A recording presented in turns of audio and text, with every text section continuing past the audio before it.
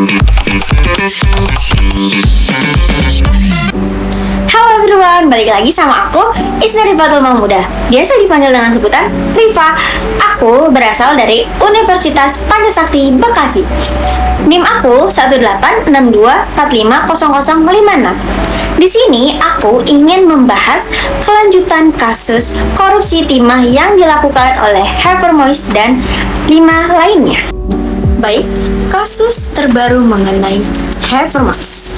Havermois divonis masa penjara selama 6,5 tahun penjara dalam konflik kasus korupsi tata niaga timah pada tahun 2015 hingga tahun 2022 yang mana sangat merugikan negara hingga 300 miliar rupiah.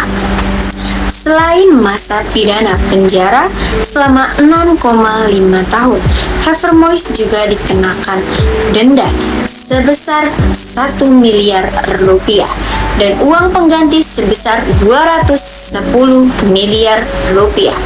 Jika tidak dibayarkan, maka Havermois akan ditambahkan hukuman selama 2 tahun penjara. Banyaknya tuaian kritik dari masyarakat dan berbagai pihak karena vonisnya yang terbilang sangat jauh dari tuntutan jaksa yang meminta 12 tahun penjara. Berikut ini adalah contoh komentar dan kritik masyarakat yang tidak terima atas vonis yang dijatuhkan kepada Havermois.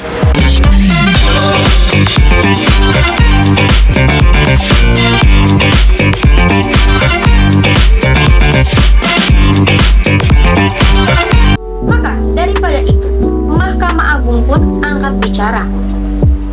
Disebutkan bahwa dalam pemutusan perkara, hakim telah mempertimbangkan berbagai pihak yang diajukan dalam masa persidangan. Menurut hakim, tuntutan hukuman dari jaksa selama 12 tahun penjara terlalu berat jika dibandingkan dengan peran seorang Havermois yang diduga hanya sebagai perantara saja. Baik, di sini saya akan menjelaskan dua perbedaan negara dengan kasus yang sama, yaitu koruptor. Baik, yang pertama di Tiongkok, yaitu ada LL Jianping. Ia terkena kasus penggelapan dana dengan kerugian negara yaitu 6,7 triliun rupiah dan masa hukuman yaitu hukuman mati. Sedangkan Havermois, ia terkena kasus perdagangan timah dengan kerugian negara sebesar 300 triliun rupiah dan ia terkena hukuman penjara selama 6,5 tahun penjara. Baik teman-teman, setelah kita melihat antara dua negara, Tiongkok dan Indonesia atas kasus korupsi, selanjutnya di sini saya akan membahas kasus yang menjadi pro dan kontra di Indonesia, yaitu seorang nenek yang mencuri 7 batang kayu. Ia divonis penjara selama 5 tahun penjara dan ia harus membayar uang sebesar 500 juta rupiah. Dan kasus yang kedua ini yaitu Havermois, kasus korupsi perdagangan timah. Ia merugikan uang negara sebesar 300 triliun rupiah dan ia terkena vonis penjara selama 6,5 tahun penjara dengan uang denda sebesar 1 miliar rupiah dan uang pengganti sebesar 210 miliar rupiah. Hal tersebut menjadi pro dan kontra yang menyebabkan vonis masa hukuman penjara yang hanya beda tipis, sedangkan masa yang dirugikan atau uang yang dirugikan sangat berbeda jauh. Banyaknya tuaian kritik dan masukan dari para masyarakat Indonesia mengenai vonis Havermois yang hanya terbilang 6,5 tahun dengan kerugian negara sebesar 300 triliun rupiah.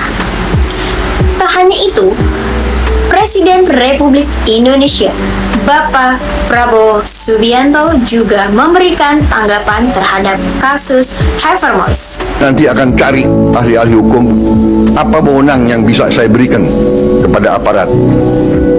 Kalau sudah jelas melanggar, jelas mengakibatkan kerugian triliunan, ya semua unsurlah, terutama juga hakim-hakim, ya vonisnya jangan terlalu ringan lah. Rakyat pun ngerti, ngerampok triliunan, kalau triliunan, ratusan triliun, vonisnya sekian tahun. Nanti jangan-jangan di penjara pakai AC, punya kulkas, pakai TV, belum Menteri Pemasarakatan, ya, Jaksa Agung naik banding nggak, bro? Naik banding nggak? Naik banding. Vonisnya ya 50 tahun begitu kira-kira. Saya tidak mau nyalahkan siapapun, ini kesalahan kolektif kita. Mari kita bersihkan. Makanya saya katakan, aparat pemerintahan kita gunakan ini untuk membersihkan diri sebelum nanti rakyat yang membersihkan kita. Lebih baik kita bersihkan diri kita sendiri. Tadi saya katakan, sudah jelas kerugian sekian ratus triliun, vonisnya seperti itu. Ya, ini bisa menyakiti rasa keadilan. Ada yang curi ayam dihukum berat, Selanjutnya juga ada tanggapan dari Bapak Ma'ruf MD. 6,5 tahun itu kok kecil sekali bagi orang yang menggarung kekayaan negara. Ya, saya merasa itu menusuk rasa keadilan masyarakat ya. Ini baru pertama ada orang didakwa melakukan tindak pidana korupsi dan tindak pidana pencucian uang sebesar 300 triliun. 300 triliun. Lalu tuntutannya hanya 12 tahun. Dengan uang yang tadi 300 triliun itu dikembalikan hanya 210 miliar, ditambah satu denda 1 miliar. Itu sungguh menusuk rasa keadilan. Karena apa? 6,5 tahun itu kok kecil sekali bagi orang yang menggarung kekayaan negara. 300 triliun hanya diambil 210. Lalu ada yang mengatakan, Pak, itu 300 itu kan potensi. Bukan potensi, itu sudah disampaikan bahwa itu kerugian keuangan negara. Baik, selanjutnya saya ucapkan terima kasih kepada Ibu Dr. Roza Yenita MPD selaku dosen pengampu mata kuliah Pendidikan Kewargaan Negaraan atau PPKN. Selanjutnya saya ucapkan kepada teman-teman semua yang sudah men-like dan komen video saya.